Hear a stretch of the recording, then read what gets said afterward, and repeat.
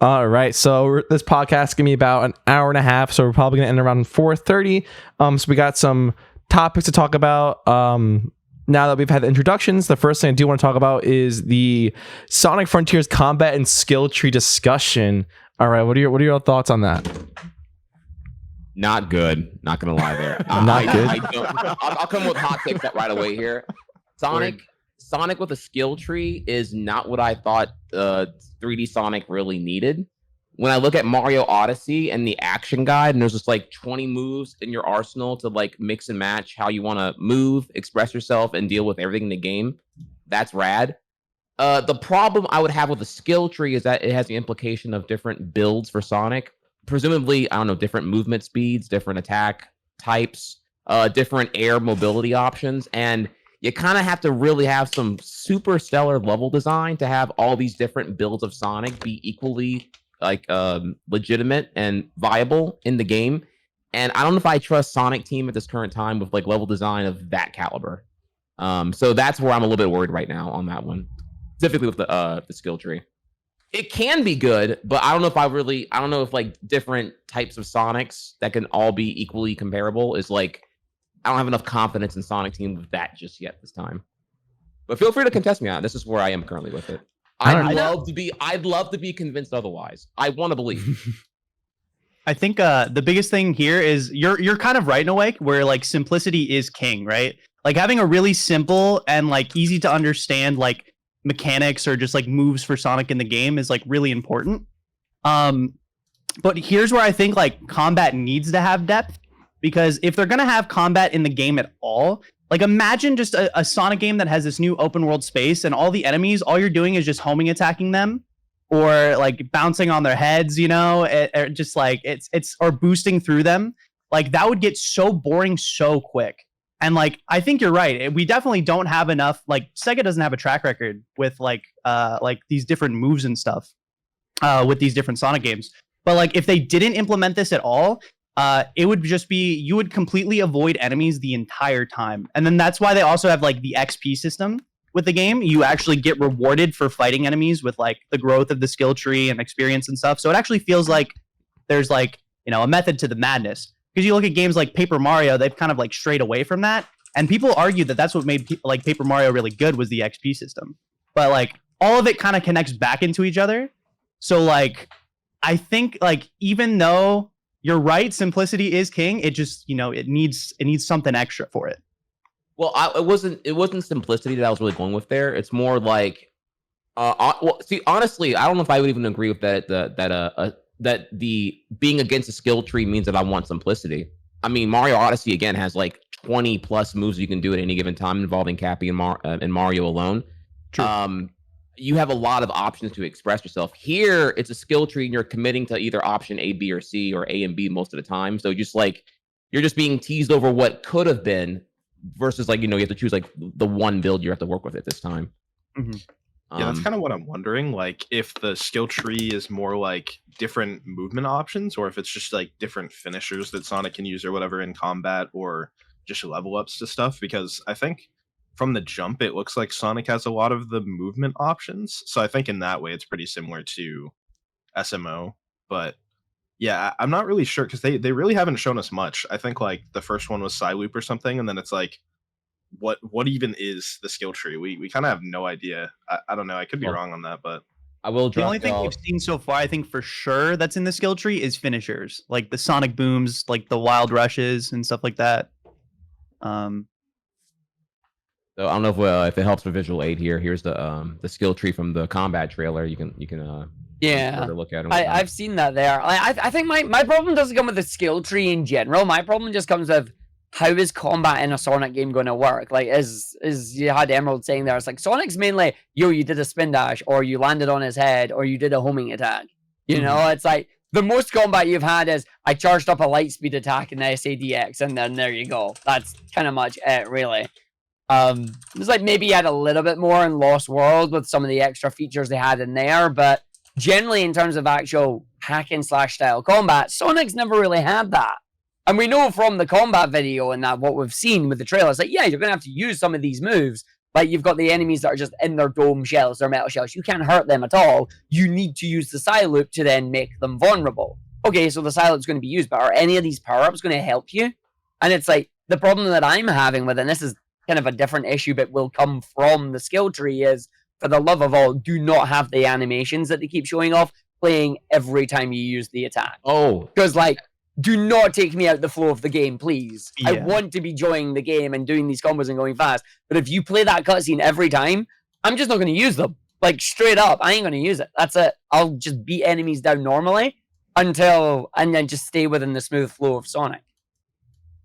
that was if I may here, if anyone has another point, feel free to cut me off here. But you're bringing up now another thing that I didn't want to like get there just yet here because we're still talking about the skill tree. But that is a major issue. That was my other major issue with the combat trailer, which was the fact that the abundance of these cutscene attacks where, you know, it cues to the cutscene happening. There's like zero stakes and zero engagement. Just the attack happens, the rapid kicks or whatever, and all that stuff. And there's not really a need to like space yourself when you're doing the attack. There's not really a situation where you're like, either the attack works or it doesn't, right? Either they're vulnerable or they're not. So like the cutscene will happen, and then after the cutscene's done, now you're back in engaging and interacting and figuring out like where you dropped after the cutscene and all the positional shit. Compared to like a homing attack, it's way less engaging. I'm completely with you here. I'm worried about this like abundance of cutscene things. It reminds me of like the worst of Kingdom Hearts 3 combat. Sorry, KH fans. Yeah. Like, I get what you mean there with like all the special fancy rides. You're like, yo, look, these look you're amazing, but you're doing nothing. You're doing nothing, yeah. Like, All what is spectacle, that? no substance, and that worries me a lot. Yeah. There, I really hope they have that like not or have that addressed at least here, because that would be really suck. Here, I do want to show a picture of the skill tree. So you guys can see my screen, right? Mm-hmm. All right, I'm gonna fade to it. Let me know your thoughts on like, what do you think these skills are exactly? I mean, I couldn't tell you really what they are, unfortunately. Because like, yeah, you've got some symbols in that there, but it's like it doesn't really tell me anything. I mean, could say like, see the Sonic head one there that's on the top Right? kind of left, or top right side there. Like top left, that's clearly the wave kicks, right? Mhm. And then the one below that is like that zigzag kick that he does. But I'm wondering if Trihex is right, whereas the other side here, that's a Sonic invincibility thing. Is like, is that you have more iframes when you take damage, or is it something else? Like, it doesn't really tell you much. Yeah, because I know there's a game with a secret rings where you can like become faster through skill tree, like the system to that. Yeah. I hope that's not the case for this game, because I don't know. I don't want to like play the whole game super slow. You know, I want to be super fast from the start. I still think the speed stuff is like limited, not in the skill tree. I think the combat upgrades are different from the speed upgrades, and whether it's a case of you're gonna have to collect enough XP between both like speed or combat. I don't want that. If I'm playing Sonic, I want to go fast, you know? And I'm going to upgrade going fast. But if I'm upgrading fast to then have to do, you need to be faster at your combat, you need to upgrade your combat stuff. It's like, but no, I don't want to do Unleashed. If I wanted to do Unleashed, I'll go play Unleashed. Like, if I want to go level up Unleashed, that's exactly what I'll go and do. But it's like, I don't really want to have to choose between going fast or having good combat. You know, you want Sonic, you want to be known for it. It's like, it is a new frontier, is what they're saying. But I will say, looking at the tree, since you're asking us about it, please make it bigger. Like, it's what? 1, 2, 3, 4, 5, 6, 7, 8, 9, 10, 11. Are you actually worried this is the entire tree? I thought for sure this is like, it's gonna like zoom out and there's gonna be way more than this. I want that to be like, this is like all it is. I want this to be like level, like Island 1 tree.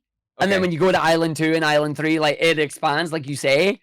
But based on what we've seen so far, it's like, nah, it kind of looks like that. There's a lot there based on what they've shown in the games and that already. So it's like, is that our attacks? Is that what we're getting? Because there's no numbers. There's no details or anything like that yet. It's definitely, I really want a hands-on. I would think it's a basic skill tree, and then as you progress through the game, it kind of expands. You unlock more abilities to use. Like, you know, in Zelda, you unlock more things. You can do more things in dungeons. I'm hoping it's like that, where the more abilities you unlock, the more puzzles you can do, stuff like that. One of the things is this the skill tree all branches from Psyloop. You get Psyloop from the jump, but one of the things that I don't necessarily like have like a lot of like things you can go back to look at, but there was apparently some like press that got to play more of the Frontiers demo than than most people have. And they were saying that Psyloop is only one of the main like new mechanics that Sonic has to like interact with in like combat and in the open world space. So maybe this skill tree is only specifically for Psyloop. All this stuff branches from Psyloop. Then maybe we get some other skills later on that also have skill trees that can also be developed more. Now, like I said, we haven't seen anything about that though. Sega's been really careful about how much they're putting out about like stuff that happens later in the game, just in general. So. Yeah, that was kind of my idea. I was just thinking about was like they mentioned that you can upgrade your speed and stuff like that, right? Like basically regular Sonic stats. What you're saying kind of lines up. I just thought about this right now. It might be like Borderlands where there's like multiple different sections that you can upgrade, and this is just one of them that we're seeing. Yeah, is kind of what I'm thinking. Like one could be based on speed. This one's based more on combat, Psyloop stuff. I can see that happening, and then them also expanding a little bit as we go on as well. It might be copium, but hopefully not. Hopefully not. My issue here, I say issue, not issue, concern. My concern here is just like, I'm not opposed to the inclusion of a skill tree as long as it's balanced. I just worry there's going to be one blatantly better build, and this will all be incredibly, like even on a casual play, there's going to be really trivial that obviously like there's just going to be this one thing that's going to be really, really good. And that'll undermine and it will unfortunately undermine the illusion of vast options and all of them being equally comparable. So I'm just really hoping, oh my god, like double pinch fingers on the copium here that it's balanced. I will tolerate a skill tree if there's actually the illusion of choice, and I can like, ooh, I want to be a tanky Sonic, I want to be a mage Sonic, I want to be the glass cannon Sonic. Like that would excite me. Am I wrong there? Is that not what we want out of a skill tree? Well, or yeah. am I misunderstanding that whole thing? No, that's exactly. You want that choice. You want the freedom to go, hey, let's go and be tanky today. You know? Yeah, I mean, I'm definitely one of those players. Like, I think it's also just because like I'm a speedrunner too. That it's just like I look for like optimal things. Like whenever I'm playing a game, even if I'm playing through it casually, I like want to know the best thing. Like, what should I be spending my time doing? How do I optimize my experience with this game? And so I really hope that it doesn't like I don't feel like something is crazily overpowered than the other. Like I hope maybe it's just like you have the freedom and creativity to use whatever moves look cool or like build whatever kind of Sonic that suits your play style, whatever. But the only thing that I'm worried about is we haven't really seen a whole lot that really tells us that we get to like kind of like customize our builds with that much depth. So hopefully, hopefully we do. But yeah, it's a lot of trust in Sega right now on this one. Let me ask you this question here. So when it comes to skill trees, I'm pitching here an exercise. Would y'all mind entertaining the idea? What was a game that did a good implementation of a skill tree, and then a game that you played that didn't do skill tree well? I personally, I'm curious here if we're how the spectrum lies, because I think I played too many of them personally. I really liked Star Wars Jedi Fallen Order. Thought that game had a really good skill tree. If you ever played that game. I know Fallen Order is actually really, really lit. I didn't play it though personally. The skill tree is amazing in that game. Like you can unlock different force abilities and you can do different kind of combos. So that's what I'm hoping for. Why was it good though? Break that one down in principle here. It was good because why? It's good because you would work harder to entertain yourself. To like go further in your branch. Yeah. And there are three different ways you can go. There's like defense, offense, and like force sensitive. So you can upgrade your defense like in terms of like your health. No, not health, sorry. What's the word? You got I'm not too sure how to explain that way, but you know what I'm saying. But another game that I also thought was a great skill tree was Castle Crashers. I thought it was like pretty simple. Adding magic and strength and defense and speed was pretty cool. Maybe Cuphead too. Cuphead is also great. Either here. Cuphead also had a good skill tree. I know Dawn mentioned Borderlands earlier, which I think is notorious for having broken builds, some considerably more broken than others, and it's kind of the fun of playing the game actually is finding what's broken. I'm not sure if that's the direction they're going to go here. I'm not even sure if there's any indication that we can't just spec into the entire tree. Well, you're saying Borderlands being broken. I think Borderlands, how they handled loot just like not even being scarce at all with it. Just like it's lootzilla, loot everywhere. Mhm. It's dopamine buffet essentially. Yeah. I don't think Sonic's gonna go for that same route with loot. Definitely so it's not. gonna be a little bit different there. So But yeah, a yeah, broken I build mean, here would be a little bit different. in Are we, terms of are how we I would sure that we process it. can't just spec into the entire tree? No, I think you can. I think at the end of the day, you will be able to. Like, it's just XP, and you can just keep getting XP. Yeah, like obviously there might be in terms of like a speed run, there might be the correct things to pick for the run, but in terms of the actual casual playthrough, I think you can get everything. I'd imagine you would, because they just want you to be able to play. Like, it's something Mhm. new. I don't think they're going to be that there's something new as, yo, you've got to pick between A and B. It's like, no, you want to play with all the toys, you know? Mm-hmm. Yeah, That's fair, but then I would worry that it's like I don't know. I can't think of an example of a game right now here, but it's like you're playing a game and like the ability you want that kind of changes everything happens in like the second to last boss in the game. Mm. Yeah, That's no, how yeah, I you get that. could think of like Death's Door. Crystarium. Death's Door did that to me. Death's Door, you didn't get archery to like actually shoot. If I recall correctly, you didn't get like it was some ability you didn't get to like literally second to last boss, and I was like, this should have been the second boss fight in the game, but you don't get it till like the sixth boss fight, and I'm like, all right, dude.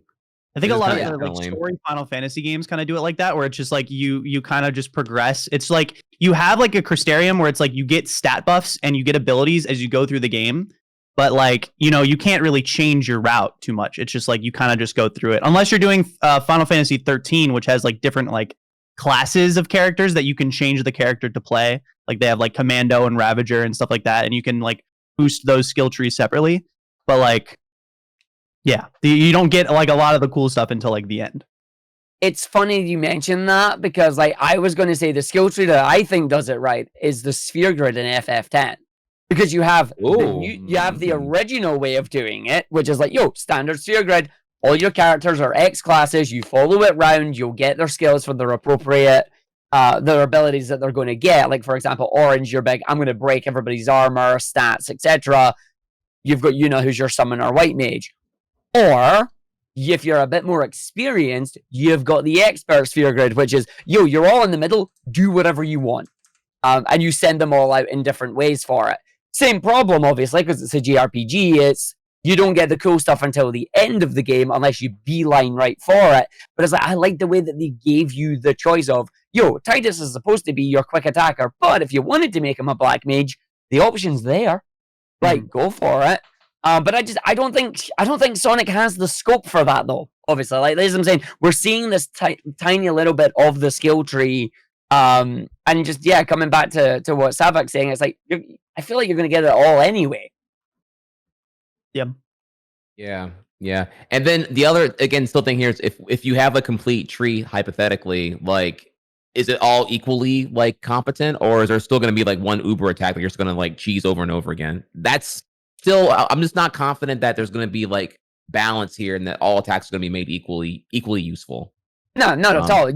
I think the one thing that might save Sonic in this regard in Frontiers, and whether it's a good or a bad thing is another point of the discussion, it's going to be down to your enemy variety. Because not all attacks are going to work on all enemies.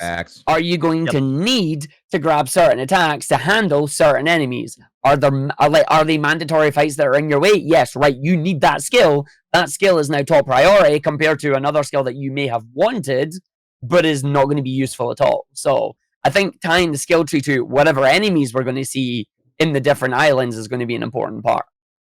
Yeah, I agree with that heavy. So wrapping up that topic, to move on to the next one, will the game be speedrun viable? What are your thoughts on the speedrun aspect of the game? We don't know. Yeah, that's hard. Like, what are your thoughts on speedrunning? I'm sure in terms of, try, but yeah, so like in terms of like length and how the skill tree can influence the run. Like, do you think there are going to be any crazy glitches that we're going to find?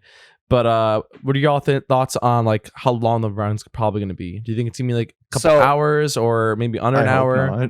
Well, we actually have some substance here. So if y'all didn't know, the Sonic Frontiers was playable at Gamescom, right? It had that software induced 15-minute timer, but people were able to go back in line. Of course they did. They went back in line and continued where they left off and whatnot, and they were able to get way further than Sega intended.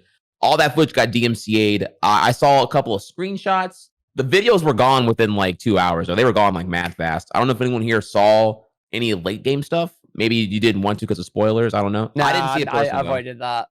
Okay, yeah, I didn't bother looking either because I was like too late on the situation because it was all like EU time and stuff. But beyond that, I have like no indication of how. Do we know how many islands? I know there's 4, and the only reason I know, like, there might be more, and the only reason I know there's 4 is because I just bought the LP from Data Discs, and they're like, it's the music of Starfall Islands. There's 4 LPs, 1 for each island. It's like, oh, okay then. But my thing is, we were discussing this before we went live here. My thing about it is, I feel like the game is going to be like Breath of the Wild. You're either going to have a run that is, this is going to be 2-3 hours long, or they're going to allow you to go to the final boss and just do it in like 20 minutes, but it'll be super hard. And it's like, I don't know exactly how it's going to turn out on that one. I kind of want it to be something like that, but I'm also aware of the news that's came out, hey, Supersonic's going to be needed for some of these tie-ins. And you're like, wait a minute, Supersonic's usually an endgame boss. If he's here throughout the game, how the heck is the progression going to go? So I need to see how that works. Yeah, I'm like kind of torn on it because they forget who it was. Maybe it was Azuka. They did an interview and they said it's going to be like pretty much by far one of the longest Sonic games. I think they were saying like probably like 30 hours or something. But then also they said that it was going to be speedrun viable. They're like, speedrunners are going to love this. So I'm like, that's kind of interesting because usually I think people don't like longer runs. I don't know. That's kind of opinion, I guess. It's probably something along the lines of, my guess is probably it won't be like Breath of the Wild-esque where you can just like go from like the start to the end. My guess is you're going to have to like do something to activate like the big Titan boss of each island. So the goal is probably going to be to do that as quickly as possible, beat the Titan boss, then probably once you like beat him, it like unlocks the gate or like some way to the next island. Yeah, and so, I agree with you there because when the director I forget who elaborated that's open zone, not open world. That kind of negates to me the idea like it's like truly non-linear and you can just go to Ganon and kick his ass or whatever. Exactly. Yeah, that's what I was kind of thinking too. Because they are very, very hard pressed on the whole open zone rather than open world. They're trying to make that distinction extremely clear. Mm-hmm. Yeah. Now, as far as like I'm sorry, I didn't mean to cut you off. No. I think it makes sense with them doing that with like the open zone area for the islands, and then within that, obviously, you have the cyberspaces that are considered either your acts or your stages within it. It's like it's a giant open zone that you're doing with, yo, here's a secret stage, go do that. Like that's what they're aiming with cyberspace, and it's why cyberspace is your 2D-esque kind of classic Sonic's gameplay that people are looking for. So it's like trying to cater to both while moving over to the new. At least that's kind of what I'm thinking. Mm-hmm. Yeah, I kind of have a theory about what happened. Like in 2017, there was Forces, SMO, and Breath of the Wild, and 2 of them did really well, and the other one just did not. And I kind of feel like Open Zone is kind of their take on open world, and it's a bit more like SMO, where the islands are just contained areas that are themed, and then you can go into the sub areas, which are cyberspace, and then it's like Breath of the Wild in the way that there's little puzzles and stuff laid out. I think they really took notes in 2017 when Sonic Forces flopped, because obviously they kind of just lost touch of what needed to happen with the game. Do you think they wait, are the puzzles optional? Pretty sure they're optional, right? It seems like it, yeah. It seems like it, but I'm not going to lie. A lot of the footage, it looks as though once you complete certain puzzles, it unlocks other parts of the island. It makes them accessible. Like it makes bridges or rails to go to other places. Now, maybe there's other ways around it, but they seem mandatory to a degree, is what I'm saying. Mm-hmm. I think them balancing that is also going to be a huge part of how well this game is, like, how well this game does. Because if it's like a lot of like slow pace, like, oh, I have to stop and do this puzzle here and there, like that's really going to break up the gameplay flow. That's not what I want from a Sonic. Like, I don't want to have to like do this random tile puzzle or spin this statue at like every like I agree 30 seconds. Yeah. The environmental puzzling to be complementary, not mandatory. Exactly. Yeah. I just don't want the puzzles to feel like a chore. Exactly. Right, You want them to be right. fun. You know? And like Nah. sometimes in Breath of the Wild, some of the shrines felt like a chore. So I'm hoping that doesn't happen for like, hopefully it's not too much like Breath of the Wild, you know? Like I don't want people to look at Frontiers like, oh my God, it's just a Breath of the Wild ripoff. I hope people look at it and think of it as a unique Sonic game. You know, it's something different than trying. And it's like, you know, Sonic 06 flopped, and I feel like they stopped that like Sonic 06 formula and started just focusing on like boosting and stuff. So I'm hoping if Frontiers as well, they'll continue making Frontier-ish like things, kind of like Breath of the Wild, and how different that was compared to the past 3D Zelda game. I think what was Skyward Sword was the last one before Breath of the Wild, and they completely changed the whole format and the formula. And now they're making Breath of the Wild 2 because of how popular Breath of the Wild 1 was. So I'm hoping like if we get a Frontiers 2, I definitely think it's going to be around how popular Frontiers 1's going to be. So I don't know. It's like a big step, but I definitely think that Sega is definitely required for Sega to bring back Sonic.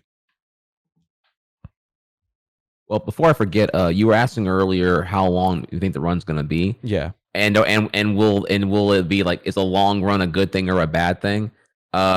Minor speed run anecdotal stuff here. I feel like a long run really comes down to like a tolerably long run would probably be like in that like 2-hour range, I would say, just because of like I'm thinking like bathroom breaks, food, eating. Like the more you have to like when a run's like over 3 hours long, I'm now thinking, oh shit, I have to like potty break and eat so that I'm like stomach good, bladder good before I do a run. Like the more I have to like plan IRL around the run. So for me, I'm just doing like, okay, if it's under 2 hours, it's way more casual. You can do 2, even 3 runs in one stream if you wanted to. But if the run's like 3 hours long, yeah, we're talking like maybe 2 runs if I have like bladder and food completely scheduled out in advance. It really also that's the threshold to me. It on that for me. It also depends on how like this cutscenes are, if they're skippable. Like I know in Adventure 2, Adventure 1. God, dude, if they don't have, bro, all right, minor derail here, dude. If we don't have volume mixer, volume slider, volume mixer, and cutscene skip, dude, in 2022, no, that's a L. That's a massive L, dude.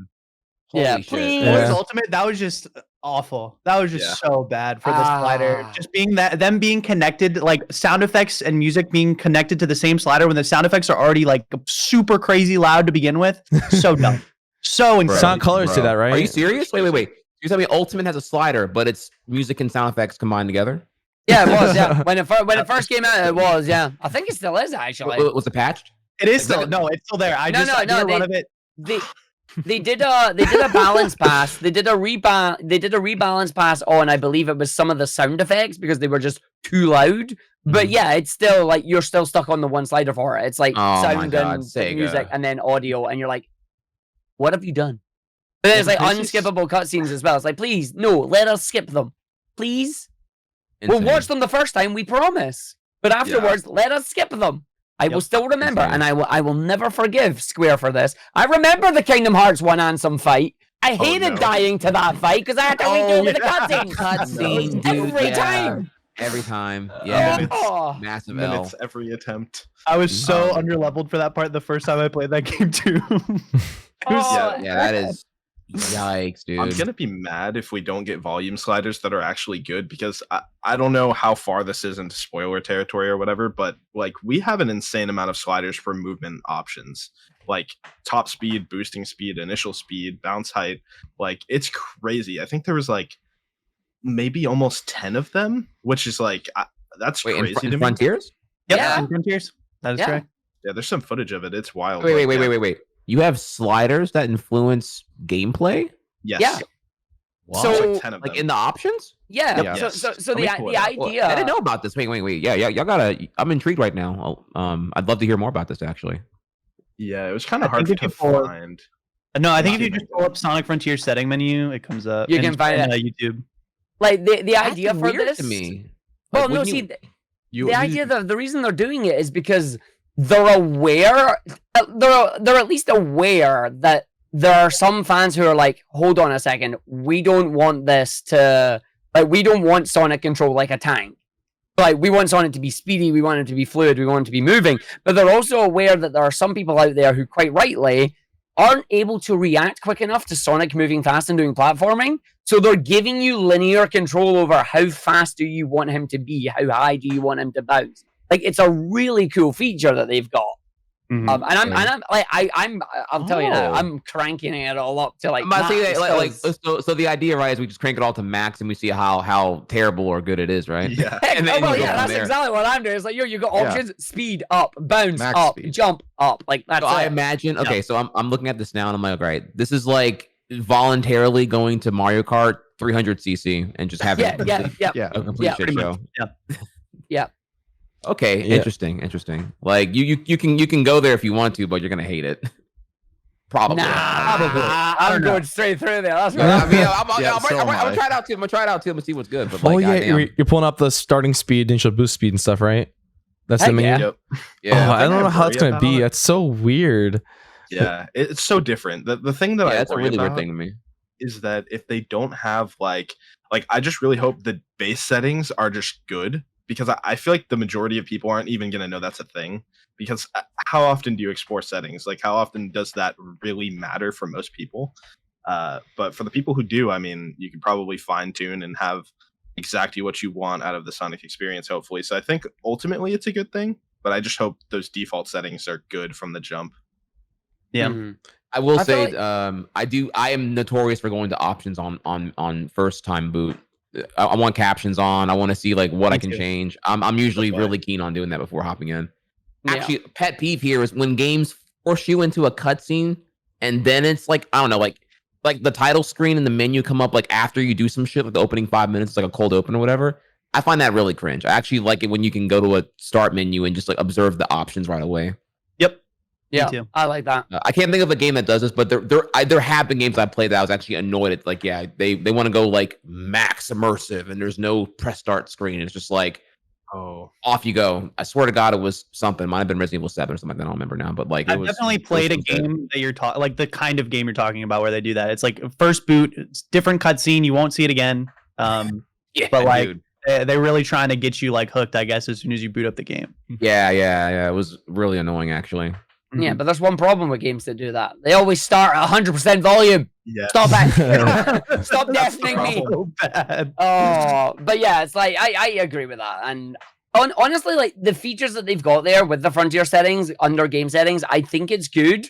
And obviously, we'll tinker with it because we're speedrunners and that's what we do. But I genuinely think that's a really cool accessibility thing that they're doing. Like that way, people can tailor it to their own skill level. They can tailor it to, is Sonic going too fast for it? No worries, you can slow him down, and it's not punishing anyone. Like it's just making the game more accessible. And the fact that devs are becoming more aware of that is a good thing. So hopefully, it works as they intend it to. I think it's really funny, just really quick, that there's like two ways you could look at like the different sliders and stuff for the gameplay adjustments and stuff.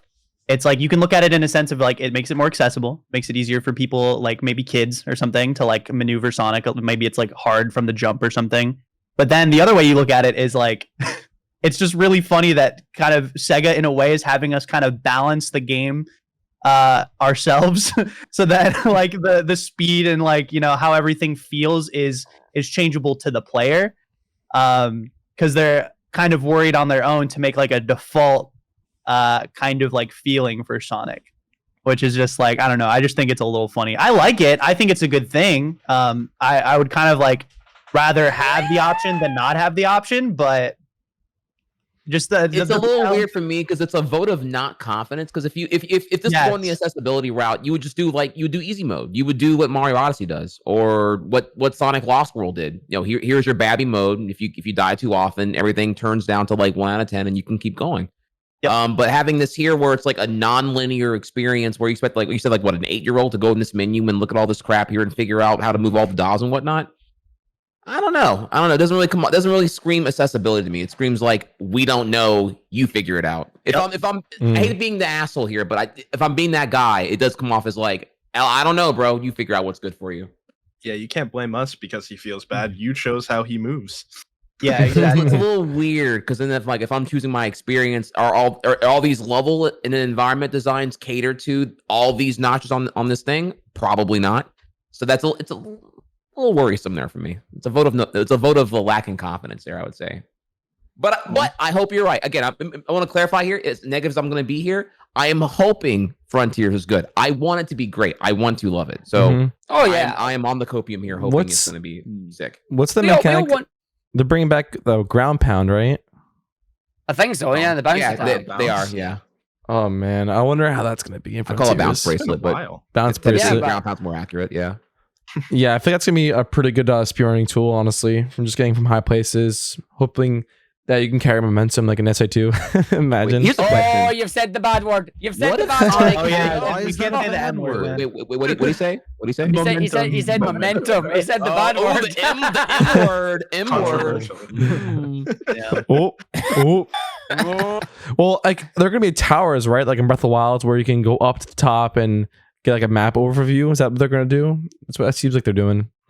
I mean, they've shown a like, Yeah, tower. Ubisoft towers. I mean, sure. I mean, actually, did we confirm that? Are there going to be Ubisoft towers? You go to the tower and it makes more of the map revealed or whatever. Is that a thing here? I don't I think it's don't gonna think they have reveal. Nah, yeah, like there'll be collectibles up the top there because like we've Okay. got what 5+ Yeah. collectibles at this point. Like there's so many collectibles in the game They've already. shown like gameplay of like people like showcasing the game. Like they do one of the puzzles and it does what normally the towers would do, which like shows more of the map. Like when you actually like press pause, it'll like literally like make like it's like a sectioned off part of the map that you can't see, and then once you complete the puzzle, it makes it like visible, and then you can like see like the important things that are around in that area and stuff like that.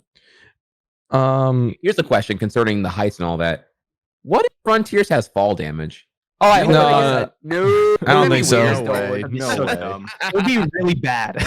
Let's just say What does that that. even mean? You lose rings, like, and then you just collect them anyway?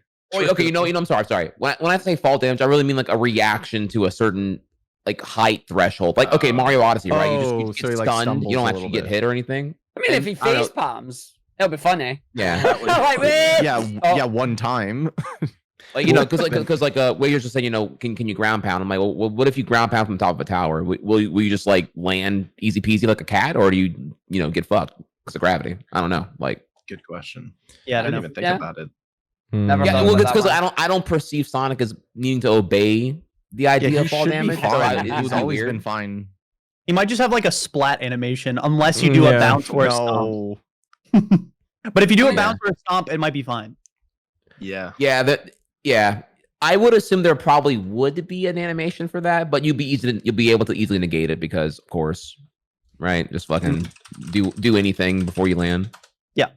That's what Yeah, I that's the think. thing. But It's like when he has 2 falling abilities, it would be weird to give him fall damage because then you have to think about like, should I stomp here or am I gonna try to like boost to something instead? Like that, I feel like that just interrupts the gameplay so much. But yeah, like I could see it maybe if you're not stomping or bouncing. Yeah, I think that's probably the right call.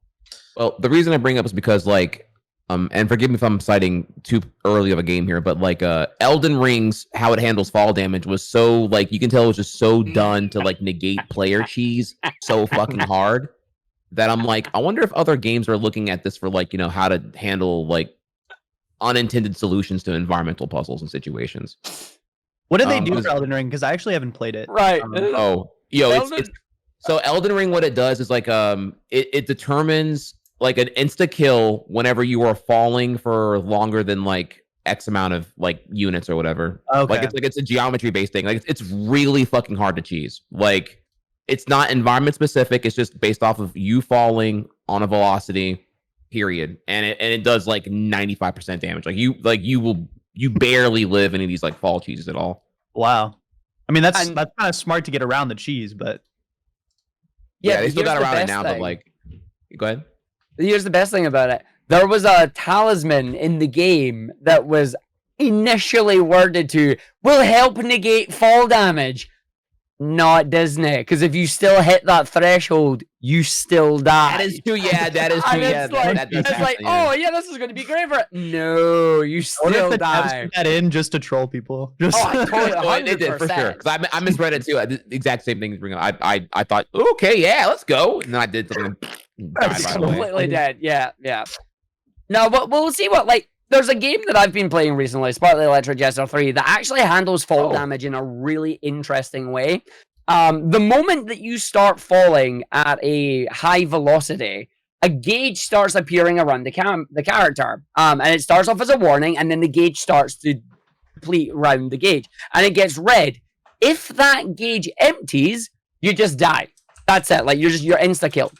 But the game allows you to reset it up to 3 times, because you've got 3 different air abilities. You can double jump once in the air, You can dash once in the air, and you can use a special charged dash in the air. Each of those all reset your falling meter to the point that there's one level after you've been given the fall damage tutorial, which ironically is near the end of the game, where we can speedrun that game, that particular level, by just falling and manipulating the fall damage mechanic correctly.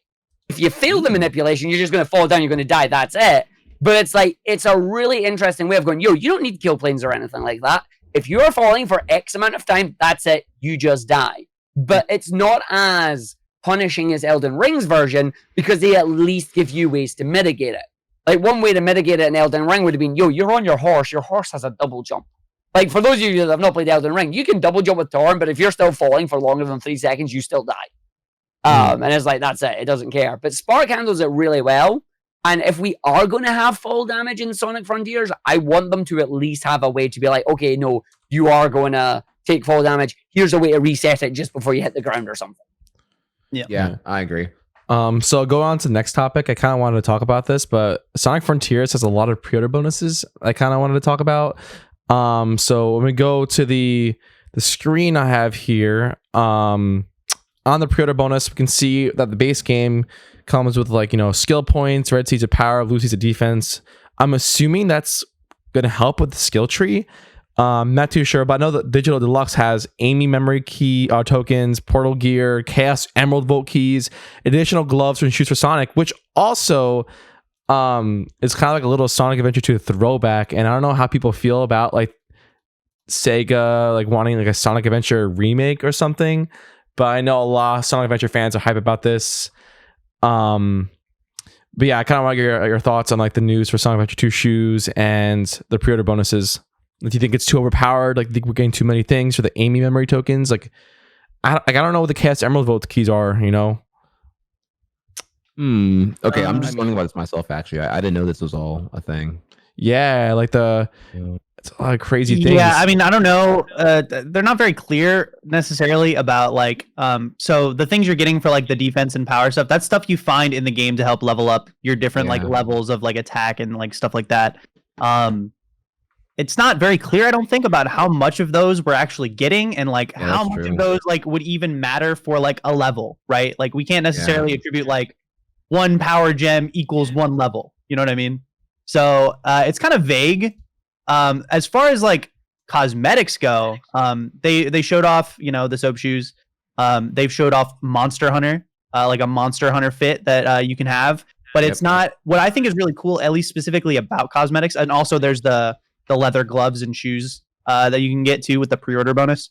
It's showing that instead of like Sonic Colors Ultimate, where you're just gonna have like different colored like gloves and shoes and stuff like that, maybe some like kind of like 3D kind of like style in the gloves or whatever, they're actually going like above and beyond with cosmetics and like I mean, like the Monster Hunter thing is literally like a full like armor set. So it's like they're actually trying to put like at least some more effort into that, which I think is kind of cool. But I don't, as far as like the defense and power and stuff like that, like I don't really think that that's gonna be even that helpful, if I'm being honest. Yeah, that feels like a floating bullet point just to put a thing on the box for pre-ordering it. Yeah, it's like we have this extra. Don't you want to buy it? Like come on, buy it. Yeah, it's cool. I just want Excalibur Sonic. Like that'd be such a sick skin. Oh, dude, like imagine Excalibur Sonic, bring him back. See, when I saw the Monster Hunter armor, when I first saw that, I was like, "You've modeled that off Excalibur Sonic." Like it looks almost identical with the armor. It's very cool. Yeah. I'm going to be a Debbie Downer on this, because to me, this is the third game in a row that Sega's done deep pre-order bonuses and quote unquote DLC like this. It's a tick box exercise. It's rubbish. I don't see the point in it at all.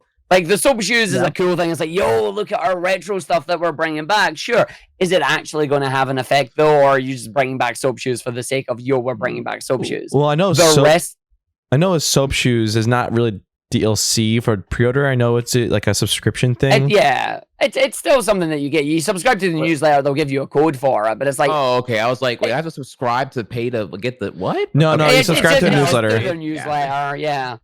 But it's like stuff like this. Like they did it with Frontier. Sorry, they're doing it with Frontiers. They did it with Origins. They did it with Colors Ultimate. It's like, it's a digital deluxe edition. It's like, stop doing digital deluxe editions if you don't have anything substantial to offer them.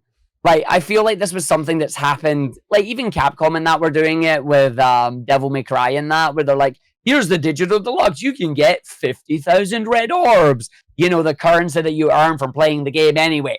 It's like, but the problem that I have with stuff like this is I'm very worried that you're going to need to have the digital deluxe edition if you want to get ahead in a speed run, because you're going to have these extra stuff at the skill trees and the extra stat boosts, and you're going, like, give me my good old physical collector's edition. Well, that's that how we used to we get just back in the day. we banned the pre-order DLC. I mean, we come together as a community and agree that it's not pay to win. You know, most games don't do that though, from what I've seen. Like, they don't ban that stuff. We But can it's be like the unattainable. change. We can be the change. If I had to guess, it would probably be like Breath of the Wild, how they handle amiibo or no amiibo. Like, but even sharing the same boards, it's so weird because like I've been running Breath of the Wild recently, and your time on the leaderboard that it shows is different than what it'll actually be, because like all of the no amiibo times are counted as separate runs, even if it's the same runner. So like my time that shows on the board that's like 300th will end up being like 400 or something. So I don't know. It's gonna make for a really weird decision if every time you choose a new game, it's gonna give you those. And I can't believe they're giving you story progression as a like it's pay to win. It's actually kind of crazy. Like Chaos Emerald Vault Key. What is? Yeah, just and seems the like a memory, clear advantage. The memories too is like kind of weird. Like I don't think I've ever seen a pre-order bonus like that's just like, hey, you can skip some of like the main gameplay that you're supposed to like do. It's normally it's like, okay, this is like an extra piece of content you get to enjoy, or like cosmetic things, or like blah blah blah blah. But with the Amy memories and the vault keys, it's like, okay, you can literally skip gameplay, which is like weird, super play weird. less of the game. Yeah. Insane. Well, if I can tag team here with Argick on this one, Sonic Origins, massive L, absolutely criminal. Particularly, we can go over that game another day here, obviously, but like the digital deluxe edition, which I shilled out, what was it, 45, 55? I don't remember I don't remember what I paid. I just remember it was way too much for whatever it was. Yeah, I'm pretty skeptical on like being eager to give like what's this costing? What, 70 for digital deluxe? Is that what it's gonna be? I believe so. Yeah, I think it's 10. Yeah. I mean, only because I'm a streamer and I'm biased, and it gives me more things to shit on it for if it's like not good for its value.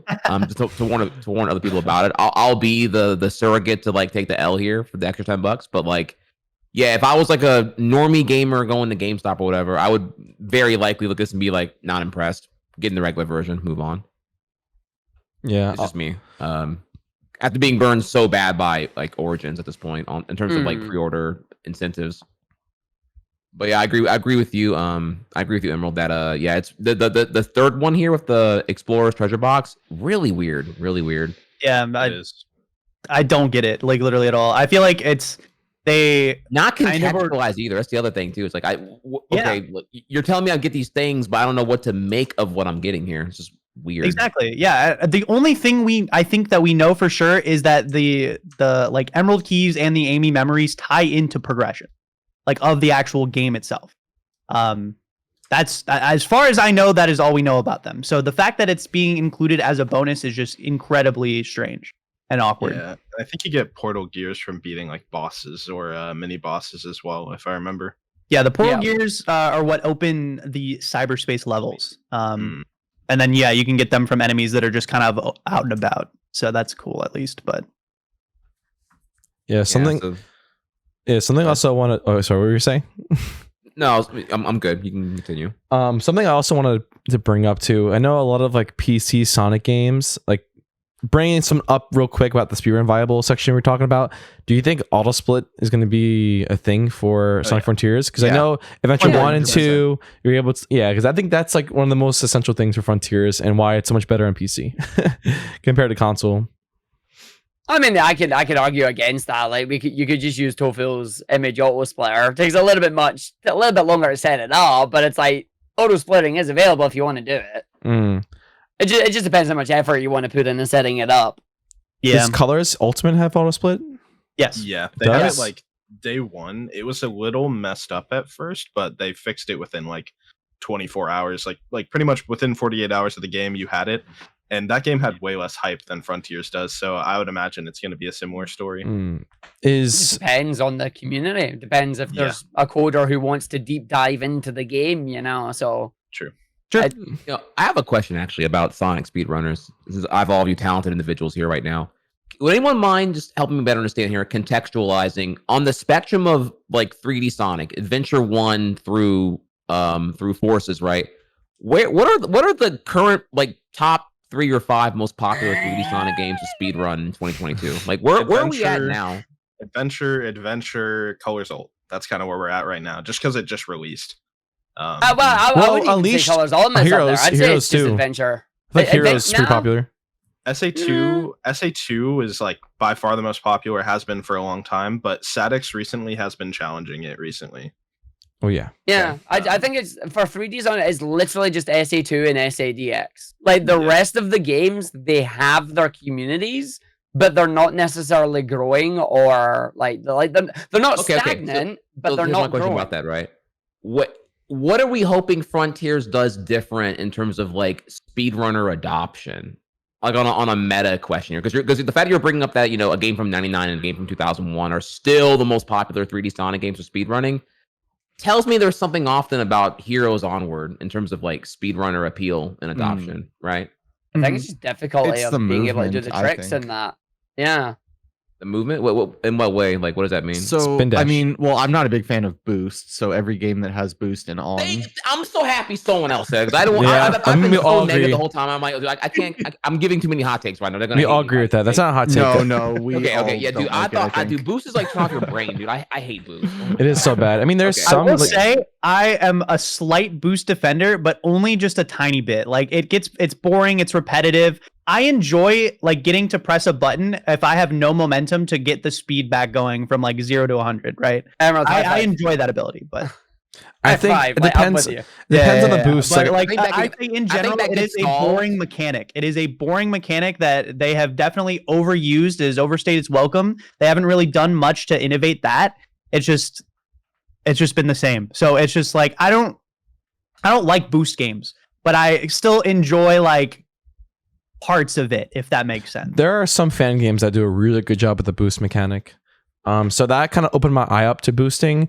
I know I was like a big hater of it, and I tried playing some fan games, and it's like, oh man, like Frontiers could actually be a good, like boosting in open world is definitely the better idea than spin dashing, because I want to go around the open world not spin dashing all over the place. I'd rather just have a boost going across. But I hope there's no boosting meter in the open world.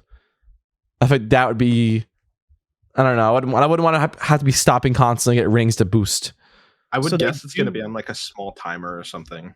They do have a boost meter. It's a little thing that pops over your head. However, there is apparently something you can do with Psyloop if you run in the shape of an infinity sign. I think what it does is it gives you a blue boost, which is apparently you get infinite boost for like it's like X amount of time as opposed to like the meter. I don't know how much time it is, or maybe it's not even like on an actual timer.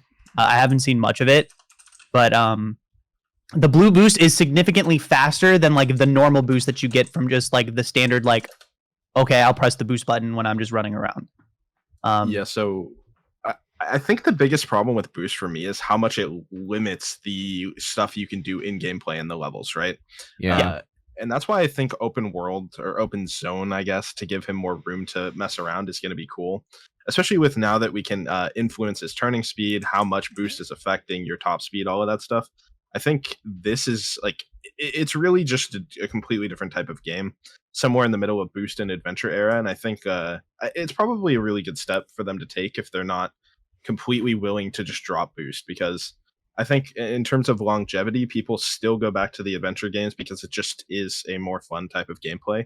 But I think boost also can have a chance to succeed. And I think if this isn't it, then boost is probably done forever, I would say.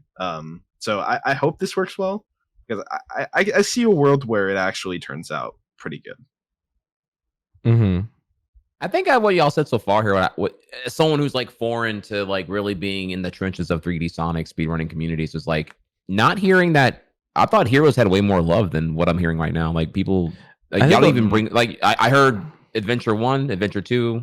06 is And, also kind of up there. I love Heroes as a speed game. I think it is a very underrated game. I think the community has actually been growing a little bit more recently because they've allowed the use of emulators and stuff, whereas before it was, console only kind of stuff. That game has a ton of depth, like from a speedrunning perspective. There's a lot of like tricks and stuff, a lot of like really satisfying movement. You get to press a lot of buttons. If you love pressing buttons, you'll love Sonic Heroes because there's lots of like switching between characters and trying to like, optimize different little things with that. But like Sonic Heroes, like casually, is just like it's weird because it's just like you have the 4 different main teams. And they all play through very like literally the same stages, just like the like assets in the stage are just laid out differently. Some of the stages are longer. Like Team Rose is supposed to be, the beginner team, so Team Rose has the shortest stages, whereas like Team Sonic will have like double the length. Even from like a speedrunning perspective too, it's actually pretty crazy. But I as much as like I liked Sonic Heroes when I was a kid, I replayed Sonic Heroes casually, and it's just like they tried some different ideas with Rocket Excel and stuff as opposed to like just like a normal like spin dash and things like that. But it's just they could have maybe developed that a little bit more. It just felt like too shallow to me, honestly. It was just like, we have all these Sonic characters. Let's just make some stages for them to play in and have them like try out some different things. And then they just didn't stick with it. I think maybe because Sonic Heroes didn't really sell that well, but I don't really know. So yeah, it didn't sell that well. It had a very small team of like 15. It was developed by like 15 people. It was actually a very small team. You look at the credits again, you'll see it's like very short, the credits that is. Yeah. And I remember the difficulty spiking like a fuckload. It does. It does. Imagine playing Rail the first Canyon, level of it. Bingo Highway. Oh my god! I never finished as a kid. Unforgiving too. Like it's literally like you can lose like minutes of progress. Even as like somebody who's good at the game, like you understand all the like the dynamics of everything and like how the level's laid out. If you die, there's just like sometimes like a minute and a half, no checkpoints at all. So you just lose a ton of time, and it's very frustrating. It's currently the game that it's my current 3D Sonic game that I'm trying to speedrun and get a top 10 in. It's been on the back burner now for about 3 months because of just how unforgiving the game is. And it's like, it's all the good things that you said about the game that it has in terms of a speedrun, like with all the speed and all the movements and all the buttons that you can press. I hate to use this word to describe it, but it also has a lot of jank. And the jank comes from 2 main things for a speedrun. There's 2 main things. 3 if I'm being mean. The 2 main ones that get me about it are, 1, anytime you're switching characters, you need to go from your speed character to your power character, then to your flight character. If you go from your speed character to your flight character, there is a chance that the game just eats all momentum and you do a small hop in the air and you are standing right where you press that button. And it sucks. The second part that makes it hard, and you brought it up with Rail Canyon here because Rail Canyon is the biggest offender for it, rail switching is bogus. I do not care what you say. You can be going around, you can be like, yes, you try and switch and the game goes, nah, and then that's it. You've lost that run. Like you've lost that run. You're done. Like you're not making that time back. You are done. Reset. Do it again. And the game's long. Like that's the thing. These stages that Sonic Heroes has the opposite problem of Sonic Forces. Yeah, they're 7-8 minute stages compared to Forces like 1.5 to 2 minute stages. Like those are the 2 extremes. You want a nice middle ground. You want a 4 or 5 minute stage. 7-8 minutes is too long.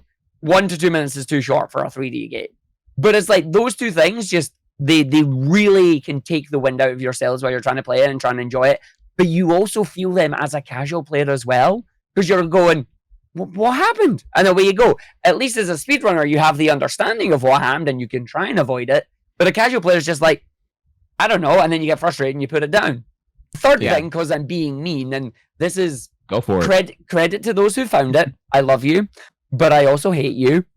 Bop boosting. It's awful. It's a trick in the game.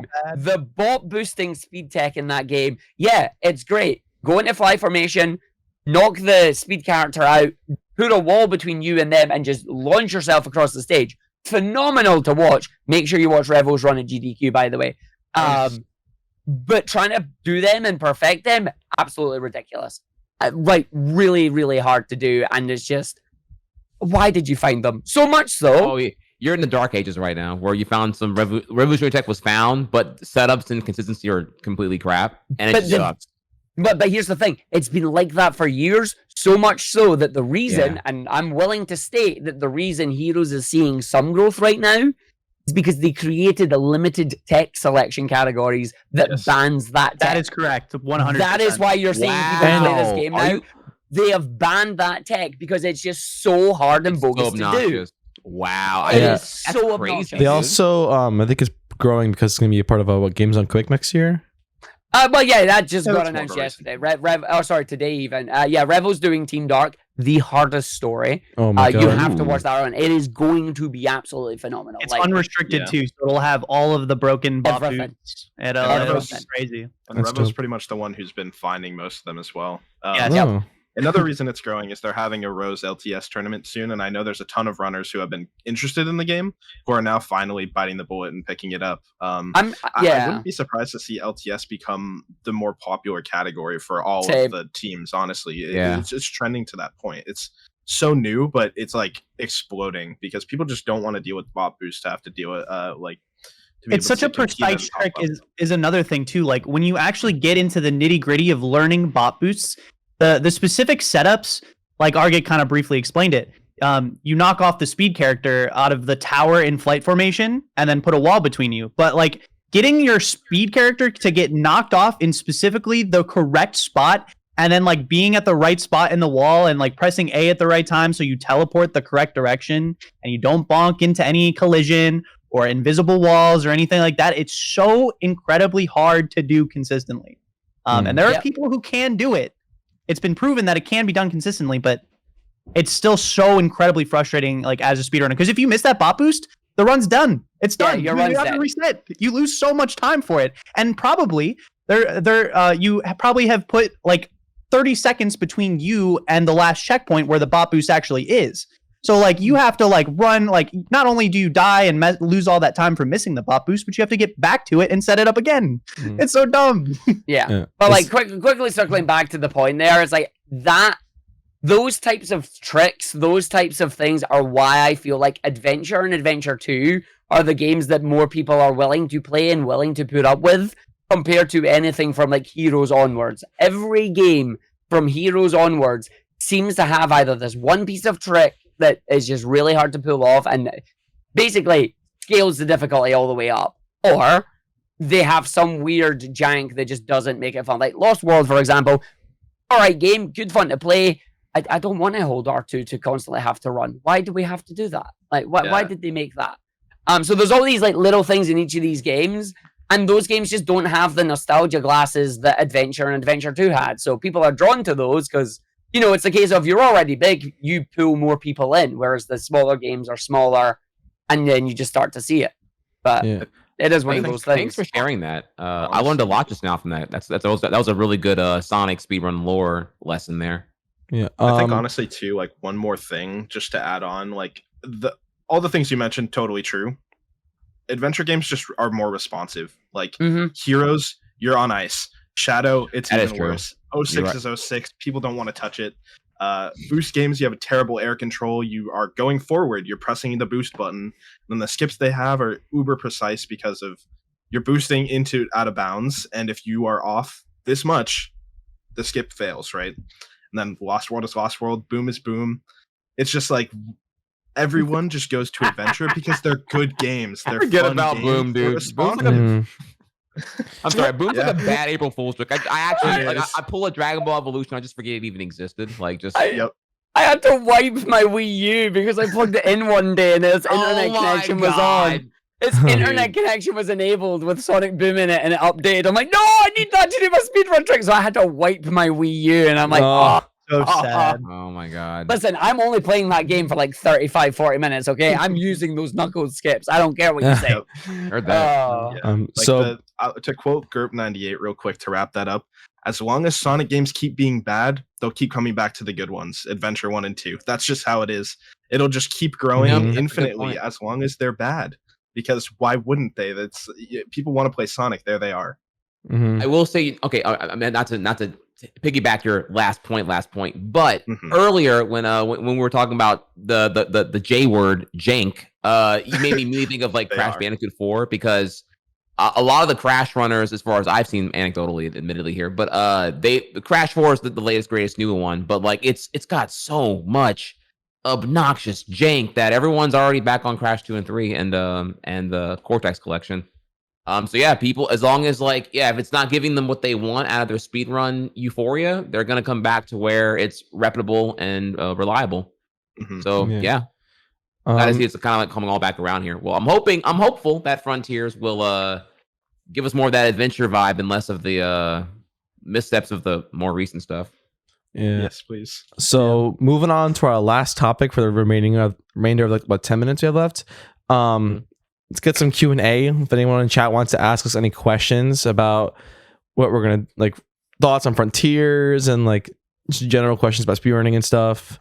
So if anyone in chat wants to ask something, Can you're I ask a welcome. question? Yeah, okay, I have a question. I have a question too, actually. Sweet. I'll let you go first, Trihex. I just want to know what y'all's plans are for Frontiers. Like, are you all here gonna like? Is your plan like? Are y'all gonna like play it casually, then go for 100%, and then see about speedrunning it or whatever? Or like, do y'all approach it differently? Or I don't know. I don't know. Like, what do y'all Sonic speedrunners do when you get like your once every 5 years new Sonic game? Like, what do you do? Casual runs. Yeah. And then Try the game. Yep. If it's good, speed run it, I guess. Yeah. Host No, marathon. I stand by. Always play your game casually. You get one first playthrough. Make the most of it. You can speedrun it. You'll speedrun it for years afterwards if it's a good game, but you get one first impression. You get one first playthrough. So I'm just going to enjoy it. I'm just going to play it. I might 100% it if I enjoy it. If I don't, then I won't. It might be a case of it's like 06. It's not a good game, but it's a fun speedrun. Or it might be a fun game and be a naff speedrun. Until I play it, I won't know. But idea, casual first and then go for it. I just don't want like I don't want like to 100% a game. I feel like a chore, you know. I definitely want to have some fun with it. So if I really enjoy the game, then I 100% will 100% the game. But if I don't, I can just see myself investing into the speedrunning and stuff, you know. Yeah. Someone asked, you think Frontiers is going to have multiplayer? I 100% do not think it's going to have multiplayer.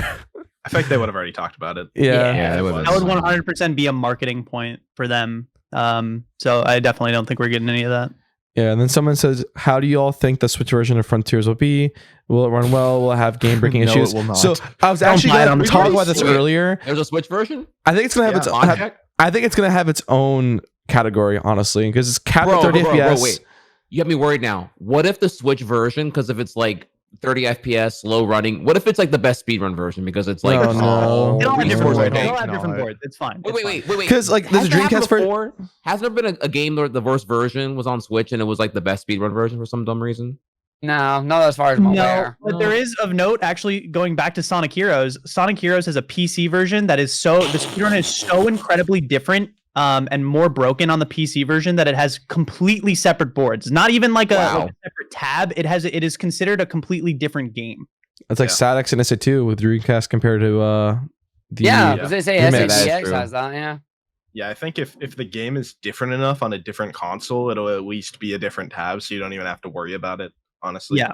Yeah, But, I mean, we actually saw, I forget, it might have been Gamescom, but there was gameplay of Frontiers on the Switch, and it looked decent. Like, the only thing that really seemed like it took a hit was FPS and just the environments, but it seemed like it ran just as well as it will on PC and other consoles as well.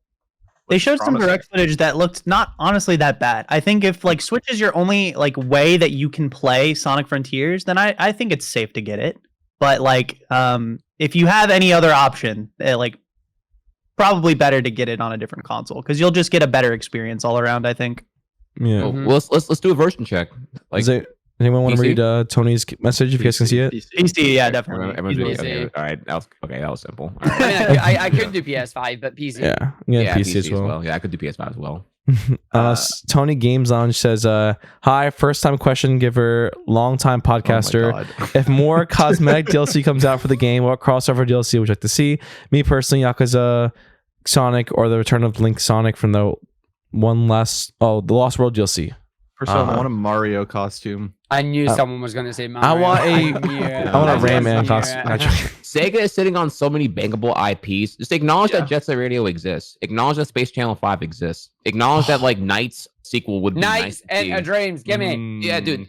There's so Monkey Sega Ball, just hates Persona. money and doesn't want to do shit with any of their like dead franchises right now. It's actually ridiculous. So It is. I think a Jet Set Radio costume would be sick, like the one in Project M. yeah, dude. They just teased that Beat's still alive and Sega All Stars Racing, and then just nothing. You know, last JSRF was literally 20 years ago. It's actually a war crime. Like you're killing me right now. Mm-hmm. Yeah, Like Sonic fans, y'all get a game every 5 years. Jet Set Radio fans get like 2 in their lifetime. Insane. Sucks. I want to answer Tony's question. I want Billy Hatcher. I want a Billy Hatcher crossover. Gimme. Billy. That's a throwback. Oh yeah, It is that's a throwback. that's a big throwback. I see another one. Thoughts on cyberspace levels still staying in the past, reusing level themes. Now level designs are stolen from Unleashed and Gens. I can rant about this, but I'll let you guys go. Okay, I think you and I are about to have arguments based on that answer. Drama. I don't mind it because from what I've seen and from what I've heard, the whole point of those cyberspace stages, they are based on Sonic's memories. Now, you could argue, yeah, this is just them using, it's an excuse so they can reuse these level assets and whatnot. But depending on how it turns out in the story, it could be fine. Because I feel like this is their way of going, listen, this is what we're pushing towards with the new stuff, but here's a little bit of the old stuff, so we're not going cold turkey. Okay, so I actually agree. I think reusing assets, reusing level designs, fine, but my problem is that the ones that they're straight up ripping just don't work for Frontiers. Like when we see cyberspace look bad, it's because it's the stages that were built for Unleashed or Colors or whatever. Like the city one that has the city escape layout that wasn't ripped straight from Generations, it's kind of just inspired by SA2. It looks great. Like you're jumping up, hitting a loop, going straight to a rail. It looks like it was made for Frontiers. The other ones don't. You're just flying off the map and like a whole bunch of weird stuff's happening, and like it makes me worry that they're not going to make enough, that cyberspace is just going to be completely avoided. Like people are going to write it off right away is my worry. I don't think they can avoid it though, because as far as I'm aware, that's how you get the cyberspace. That's how you get the Emerldd keys, so you can't avoid it. Yeah, I'm not sure about that because they said Like, it was optional, but it doesn't. They seem said optional. something along the lines of like cyberspace was avoidable, but like we don't know like exactly what degree, like how avoidable is it? Like, do you still have to play like a couple? Like, what's up with that? But they made it sound like they were optional, if that makes sense. Yeah, well, we'll have to see when it comes out. Like, these are questions I'll answer when we get played. But like, I can understand that. I can understand, but like, not built for the game that it's in, so it'll be a bit more janky to control. That's interesting because like my thing is I'm kind of in a similar boat where I don't mind that they're kind of like reusing level layouts, just because like Frontiers is going to have a different feel than the other Sonic games before it, right? It's got different mechanics, it's got different things, different like physics, momentum. Anyways, but it's gonna feel different. So like if I'm experiencing an old Sonic level with new physics and like just a new feel of Sonic, I'm not even really gonna notice unless I see the footage side to side. Like I feel like again, like I think it's definitely better for Sega to go all out, make all new levels, all new like designs for stuff. I think obviously that most people would like that, but I don't mind playing these old levels with like a new feel, if that makes sense. Yeah. It makes sense. Someone asked as well, do you think we're going to get a Chow Garden? I think no. I don't think so. But we Very won't. directly denied that. Yeah. They need to What remember about that. a Cocoa Garden? Now, I would argue that a child garden wouldn't even be a good idea now. Like mobile Yeah. games have blown up in the last 15 years, and someone's probably already made a way better like Tamagotchi clone Chow Garden thing. It's just nostalgia at this point. Like surprisingly, they haven't. Like Sonic I mean, fan like, games and like that, a nobody's fan, went, like, but not Sega, but I mean, there's probably already a fan or another like passionate game developer that's already probably made some kind of like sister sequel of a Chow Garden. I would imagine. No, that's what I'm saying. Though, like a lot of Oh. fan games and that haven't. They've not went near Chow Garden. Like they've done lots of different characters and left different games in that for Sonic and whatnot, but nothing really like, oh, here's a Chow Garden, here's a Chow raising section or anything similar. Yeah, It's speaking of, sorry. I mean, Yeah. I feel like a Chow Garden mobile game would just print money. Yeah. Yeah, it I would. feel like they should do it, but they won't for whatever reason. Going back to Sega hates hating money. Yep. Sega, I think they Sega might. hates money. It's so Why haven't yeah. they ported Jet Set Radio Future to PC and Steam? Why have there been like no Night sequels? The shitty one that came out for the Wii, like literally 15 plus years ago. Where's dude, it's ridiculous. I don't know. Sega. I just ran every other day. I'm like, oh my god, Sega, just please, you're killing me right now. Like, Shower Garden mobile game wouldn't even have to be good. It would just print money. Yeah. Make it a gotcha and you get a different chow or something, and they just get so much. No. I don't want it. I don't want it, but it's free. That's the unfortunate like truth of it. I don't want it, but it would be free money for them, and it's like, okay, Dude, it really this would, allows dude. them to Pokemon put Go money into Sonic games. predatory and has made like, oh god, what's like $3 billion since launch? Yeah, Like it's actually insane. Like how powerful mobile gaming can be when it's the right IP involved. I agree. So it is 4:30 now. I think that's the end of our runtime. But I just want to say thank you guys all for coming onto my stream. Do you guys have any other last Wagers. things? Yeah. Yeah, actually, if I may ask here, can everyone on their outro or whatever, like say what Sonic games they speedrun or no? Like I don't think I know everyone's like speedrun resume involving Sonic here. Like why are we all qualified to be in this podcast today? I guess it's kind of what I. True. That'd be nice we to did hear. introduction. We didn't really get to do that. yeah. All right. So then we'll Yeah, start. my We can fault for start being here. away. Sorry about that. You want to No, go you're first? good, you're good. We can go do Dawn first if you want. So I run mostly Sonic Adventure 2. I run a lot of other games, but currently I'm 5th on the leaderboard, peaked 4th, going for 2nd. There's like a chunk of us, like 6 seconds apart, that are from 2 to 5. I'm a moderator for the game as well, heavily involved in the Savac community, like top 10 or 20 in all the categories there. Also do some content, like speedrun history stuff. Kind of think of Summoning Salt, like smaller, shorter sized content. So that is me, DawnSR, on all platforms pretty much. You want to go next, Savac? Yeah, sure. Hi, so I'm Savac. I'm a pretty much entirely Sonic Adventure 2 battle speedrunner with a strong emphasis on Dark Story. 2nd place for Dark Story New Game, 3rd place for New Game Plus, but I'm pretty satisfied with the times that I've got, so I'm trying to be good at Hero Story now. So that's kind of where I'm at. Respect. What about you, M? Love it. Hi, we're all Sonic Adventure 2 speedrunners pretty much. But I am also a Sonic Adventure 2 speedrunner. It's been my main content, I'd say, for the last little bit. Mainly Hero Story. I have, I think I just got pushed down to like, what, 9th or 8th? But yeah, but I peaked at like 7th. Still trying to go for at least top 5, bare minimum. Hopefully I can get it before Frontiers comes out, but I mean, we'll see. Once Sonic Frontiers comes out, I'm about to be Mr. Frontier. So Yeah, it is what it is, man. it is what it is. I'll come back to it eventually. But yeah, I speedrun SA2. I've speedrun Sonic Heroes, Sonic Colors Ultimate a little bit. But I generally just do like speedrunning content and like video game challenges and stuff like that. Like I just finished Sonic Adventure 2 blindfolded with a Hero Story, which was hell. It was hell Wow. on earth. Wow. Yeah, I bet. But if you're interested in stuff like that, Emerldd on all platforms with no A in 2Ds. I know that the spelling is weird, but the way that it's spelled right here on my thing, you can find it on YouTube, Twitter, Twitch, everything. So Real quick, I gotta flex it for him. He hit FR skip, no prep, blindfolded. He was sick. yeah, That's yeah. I crazy. would say, by the way, all of the blindfolded stuff that I did was pretty much no prep. Lots of trial and error. Wait, what? Yes, but Oh but my listen God, to you this. are built I will say different. though, it was not a complete like So long. blindfolded run from start to finish. It was broken up a lot. It was multiple streams, but there was no prep involved. It was mostly figuring out strats and stuff on the fly. So Nice. Wow. All and right. going basically off of memorization pretty much alone. So What about you, Argick? Neurons activating. yeah.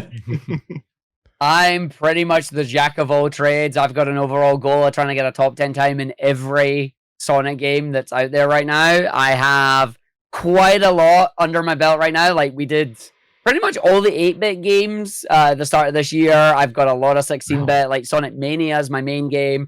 I've got Sonic Adventure DX under there as well. I started with DX as my Sonic stuff, but I'm diving into pretty much every single Sonic game. As I say, Heroes is my current one right now.